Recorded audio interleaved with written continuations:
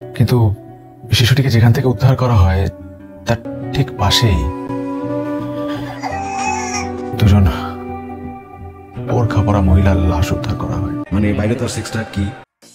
15 April সন্ধ্যা 7টায় ইউটিউবে প্রকাশ করা হয় রূপান্তর নাটক। এতে হরমোন জড়িত কারণে একজন মানুষের একা হওয়ার গল্প তুলে ধরা হয়েছে।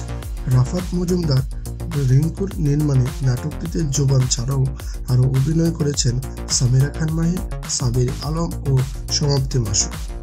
প্রতি বছরের মতো এই ঈদেও একাধিক নাটকে অভিনয় করেন ফারহান আহমেদ জোবান। তবে এই ঈদে তিনি আলোচনা থেকে বেশি সমালোচনার শিকার হচ্ছে এই নাটকটির মাধ্যমে। নাটকের নাম রূপান্তর। রাফাত মজুমদার রিঙ্কু ট্রান্সজেন্ডার বিষয়ভিত্তিক নাটকটি পরিচালনা করেছে।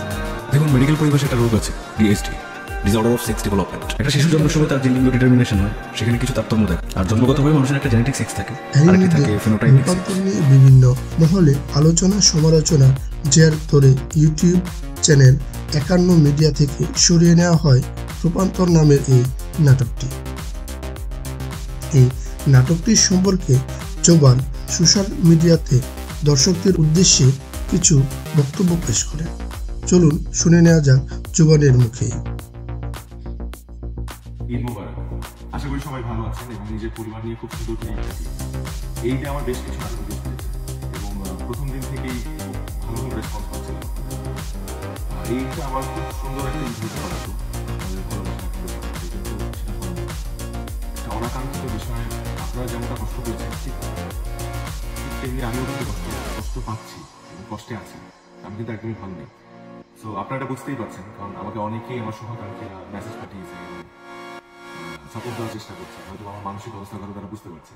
এই কারণে আমার মনে হয়েছে আপনাদের সাথে কিছু কথা বলা দরকার। আমার অভিনীত নাটক রূপান্তর, এটাকে ঘিরে যে ধরনের বিতর্ক তৈরি হয়েছে সেটা একদমই আনএক্সপেক্টেড।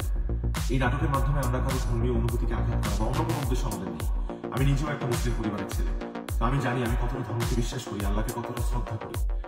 এই নাটকের মাধ্যমে আমরা কোনো কিছু নর্মালাইজ করা বা কোনো কিছু স্ট্যাবলিশ করা বা প্রমোট করা এরকম কোনো উদ্দেশ্যই আমাদের ছিল না।